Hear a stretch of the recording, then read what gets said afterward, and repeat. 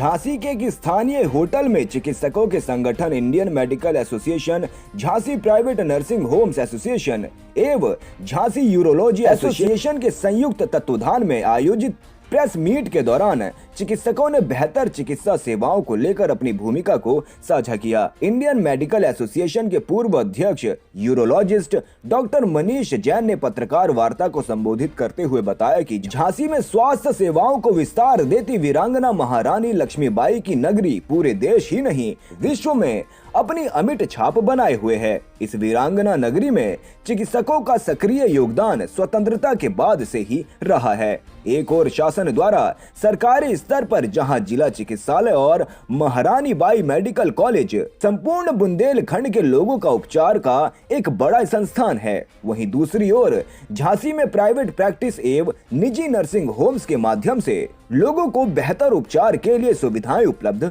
होती हैं। तो वही चिकित्सक हमेशा अपनी झांसी को सुंदर एवं स्वस्थ बनाने के लिए निरंतर प्रयत्नशील है। ये प्रेस कॉन्फ्रेंस बुलाई गई है कि एक लगातार एक न्यूज़ पोर्टल पे एक गलत भ्रांति फैलाने के लिए कि एक बीमारी के संबंध में जो इलाज मैंने प्रिस्क्राइब किया था, इलाज हुआ कोई नहीं है, मगर उचित इलाज उस दिन के हिसाब से प्रिस्क्राइब किया था एक पेशेंट को, उसका आरोप है कि मैंने उसका इलाज सही प्रिस्क्राइब नहीं किया और मैंने उसको गलत कुछ करा, जो कि बिल्कुल एकदम झूठ है, क्या बोला जाए, बेबुनियाद है।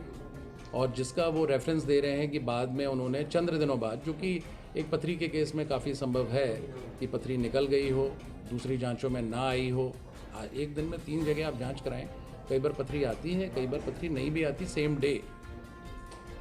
और उसके बारे में जो उसके कन्फ्यूजन है, तो उसका कहना है कि ये सब हमें गलत 23 तारीख को उसने दिखाया था। 23 तारीख को जो सबसे अच्छा इलाज था, जब उसका क्रेटिनिन बढ़ा हुआ था, उसके गुर्दे की नली में पथरी फंसी हुई थी और उसका जो खून में संक्रमण था, उसको जाड़ा लग के बुखार आ रहा था, पेट में दर्द हो रहा था, डायबिटिक था, यूरिक एसिड भी रेज था, तो उसको जो सबसे उचित इलाज था वो प्रिस्क्राइब किया। वो नहीं करा सकता था, उसने बोला कुछ दिन बाद कराएंगे, मैंने बोला कुछ दिन बाद मैं नहीं हूँ, आप कहीं और कराइए। उस चक्कर में उसने जहाँ दिखाया उसका वो संदर्भ देते हुए कहता है कि वहाँ पे वो पथरी आई नहीं। पथरी तो सेम डे भी शाम को ना आए, डॉक्टर्स को भी बनती है, निकल गई तो ये बहुत खुशी की बात है, इसमें कोई बुराई की बात नहीं है। मगर उस समय अगर आप ये कहें कि हम रात में 1 बजे दूसरे नर्सिंग होम में, हमारे यहाँ तो भर्ती भी नहीं हुआ, भर्ती हुए वहाँ पर हम बहुत परेशान थे, हमें लगातार जाड़ा लग के बुखार आ रहा था, लगातार पेट दर्द, उल्टियाँ हो रही थी।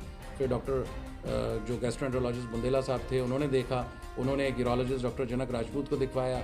अब वो हमें समझ में नहीं आया, उन्होंने ऑपरेशन बताया, तो डॉक्टर साहब इसमें क्या होना चाहिए, तो बताएंगे। तो वही जो किताब और प्रैक्टिकल और हर तरीके से यहाँ से लेके अमेरिका तक सही होगा। डॉक्टर साहब उसका ये कहना था कि जिस प्रकार से आपने देखा तत्काल से तो उसने आपने दवा लिखी, दवाई से आराम मिला, उसके बाद ग्वालियर गए, कई बार सत्य है। देखिए, उसने मुझे जब दिखाया तो उसकी हालत काफ़ी ख़राब थी, वो हॉस्पिटल से विनफ्लोन लगवाए हुए ही आया था। हमने ये कहा था, उसने कहा कि डॉक्टर साहब ये हमें कब कराना चाहिए, तो हमने बोला इसको लेट करके नहीं कराना है, ये एक रिवर्सिबल प्रॉब्लम है, इसमें ये एक करेक्टेबल प्रॉब्लम है। लेट करने से क्रेटिनिन यदि और बढ़े या संक्रमण और बढ़े तो फिर कराने से तो मतलब कॉम्प्लिकेशन का रेट और बढ़ेगा, तो कराना है तो जल्दी कराइए। और उसने कहा कि साहब हम अभी नहीं करा सकते और दवा लिख दीजिए, तो वो दवा उसको लिख के दी और साथ में ये कहा कि फिर भी उसको ऐसा नहीं कि टालते रहें, तो आप बोले साहब दिवाली के अराउंड हम करा लेंगे, दिवाली के जज्बात करा लेंगे। और वैसे भी कोई किसी के ऊपर क्या फोर्स लगा सकता है, क्या कोई किसी को फोर्सफुली हम कह रहे हैं एक खून की जांच हीमोग्लोबिन भी करा सकता है, लिख के देगा। कई मरीज हैं टहलते हुए बाहर निकल जाते हैं, भाई उनकी अपनी मर्जी है, वो इलाज कराते हैं, नहीं कराते। लेकिन पेशेंट तो वो ट्रस्ट, उसी ट्रस्ट को मेंटेन करने के लिए उसका जब क्रेटिनिन बढ़ा हुआ है, उसके गुर्दे तो ऑटोमेटिकली मतलब ऑलरेडी फेल हो रहे थे। क्रेटिनिन की वैल्यू अगर 1.4 के ऊपर है तो 70% of the renal function is already gone.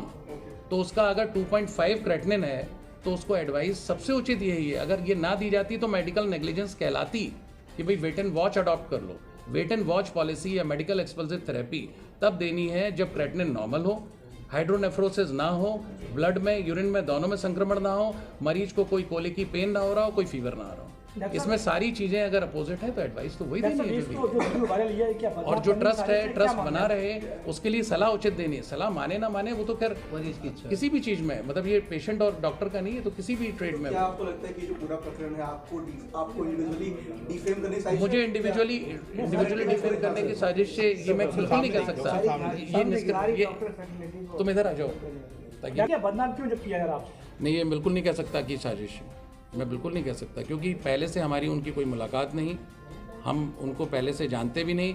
वो ज़रूर कहते हैं कि उनके किसी रिलेटिव डॉक्टर फ्रेंड ने या डॉक्टर रिश्तेदार ने रिलेटिव ने उनसे कहा था कि अगर आप 2-3 डॉक्टर से मिल चुके हो तो आप इनके पास चले जाओ।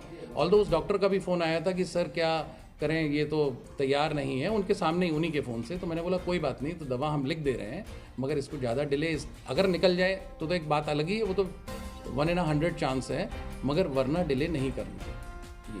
तो वीडियो वायरल होने के बाद आप मीडिया के सामने क्यों हैं? आपके सामने क्यों है? क्योंकि 3-4 दिन हो गए और जैसे आप हैं हमारे वेल विशर, ऐसे जो हज़ारों लोग हैं वो लगातार छतरपुर हो रही और इससे फ़ोन कर रहे हैं कि डॉक्टर साहब इसको जो है आपको ये इसका एक तरफा जो बयान है उसमें अपना बयान देना चाहिए। इसलिए कितने mm पतली थी उसको थी 6 mm की पथरी, यूवीजे पे थी। यूवीजे का डायमीटर 2 mm होता है।